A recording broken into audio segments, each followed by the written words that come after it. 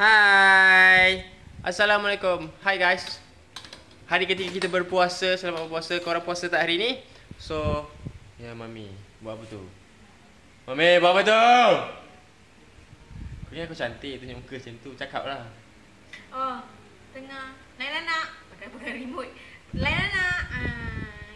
So, hari ni kita orang pergi bazar lagi. Seperti biasa. Sebab tak sempat nak masak. Sebelum Cahaya cakap, dia dah cakap dulu. So, beli apa tadi? Beli nasi kerabu, beli tepung pelita, beli murtabak, beli kebab semua bukan makanan list baba. Tak ada maknanya. So, kita orang just nak cakap something. Kita orang nak promote something for you guys. For you guys, to you guys. Okay, kita orang ada jual something which is baju Melayu dan baju kurta. Tada, inilah contoh baju.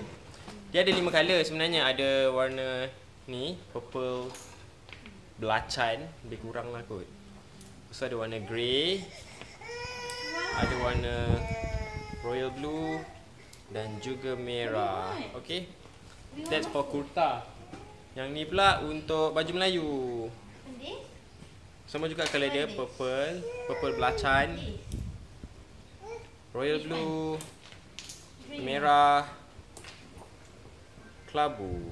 So sebenarnya ada 5 color, lagi satu warna peach. Tapi satu baju tu kita orang hantar tailor untuk tailor jahit. So kalau korang berminat, korang boleh lah beli, support lah kita orang. Sebab kita orang first year trial untuk baju baby. InsyaAllah this year kalau sold out, next year kita orang akan cuba buat baju kurung pula untuk baby, okay? Tengok Mami sibuk main phone. So kalau korang nak beli, korang boleh check it out kita orang punya Instagram, which is Kali Shop. Okay, Kali Shop. Nampak tak? Quite blur. Nampak tak? C pula, KHALEESSHOP. Kau pergilah dekat Instagram, okay? Kali Shop. InsyaAllah jumpa. Okay? So harga berpatutan, free postage. Lepas tu kain quality semua okay. Semua yang terbaik lah. Takkan aku nak jual benda yang tak okay kan?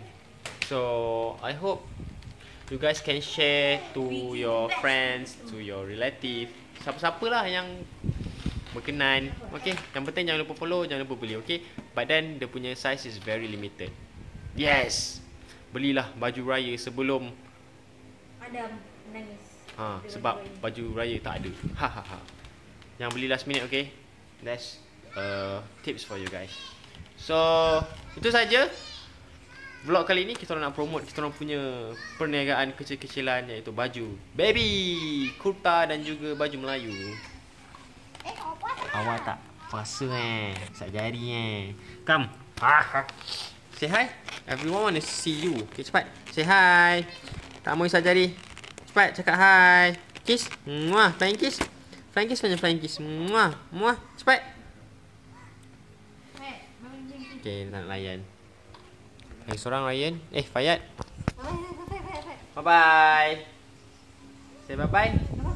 Bye-bye cepat. Saya bermain phone. Dia kalau dah dapat handphone, dah dapat Upin Ipin, memang dia tak akan pandang orang lain lah. Okay, aku rasa itu sahaja untuk video kali ini. Terima kasih kerana menonton.